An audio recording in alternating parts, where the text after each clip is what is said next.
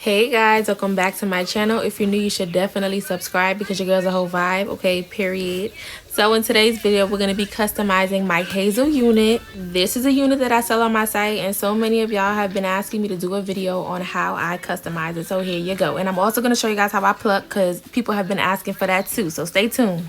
So first things first, I separate the unit. It's going to be brown on top and blonde on the bottom. So I want to make sure I separate it, especially since I am doing watercolor and I don't want any color where I don't want it. So this is just a important part, okay? It takes me a minute to figure out like how much I want blonde and how much I want brown, but in the end, I figure it out.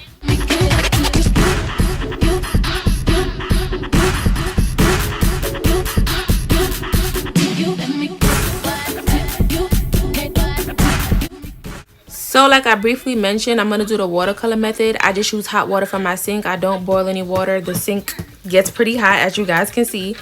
Honestly, this is just the fastest way for me since I have so many orders. So watercoloring, it just works so much faster for me. Just for me. You can do it by hand if you want, but this is how I do it, okay?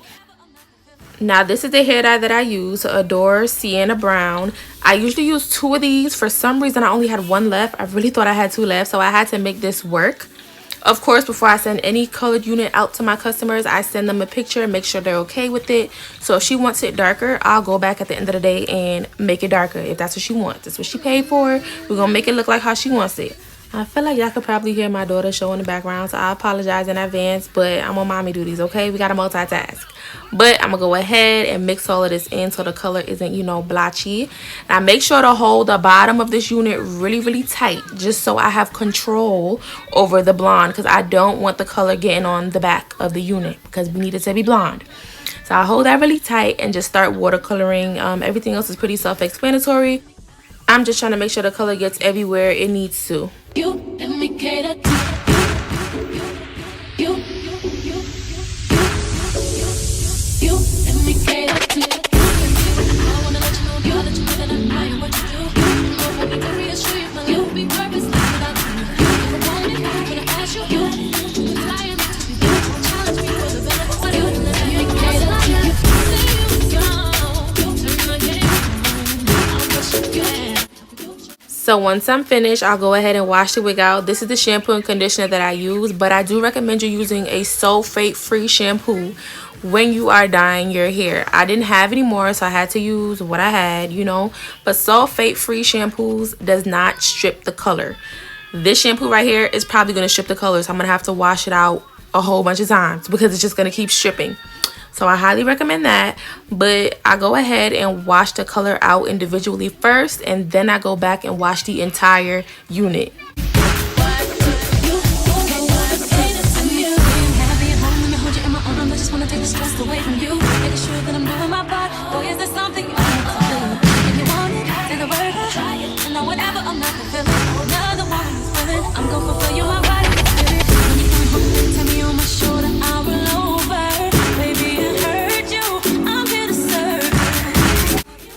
And look at that. I think these 2 colors look so pretty together.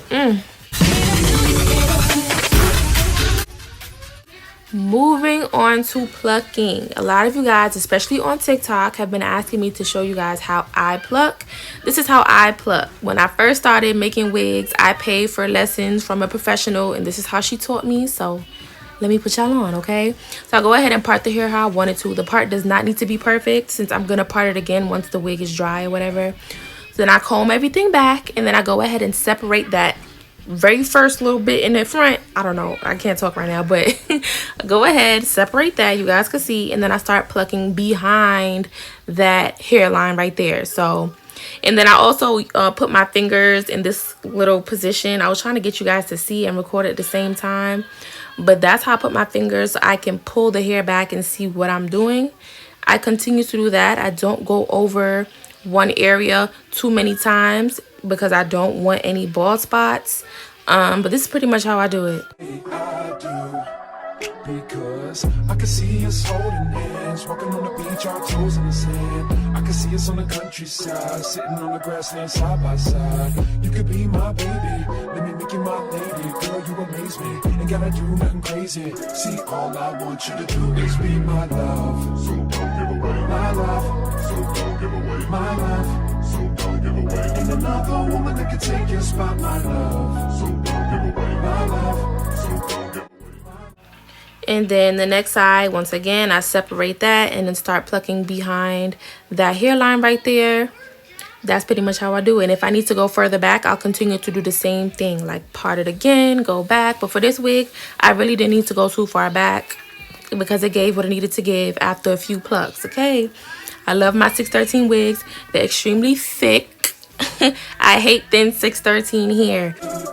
Would that make you wanna change your scene and wanna be the one? That's pretty much it, y'all. I let my units air dry overnight instead of blow drying them. So once it dries, I go ahead and put the hot comb to it, and the hairline is really gonna give what it's supposed to give.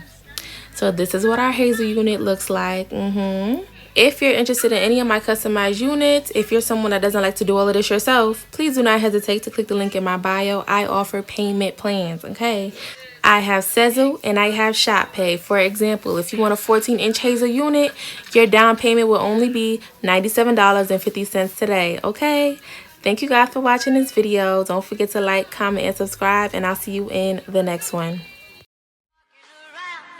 Christmas tree at the Christmas party.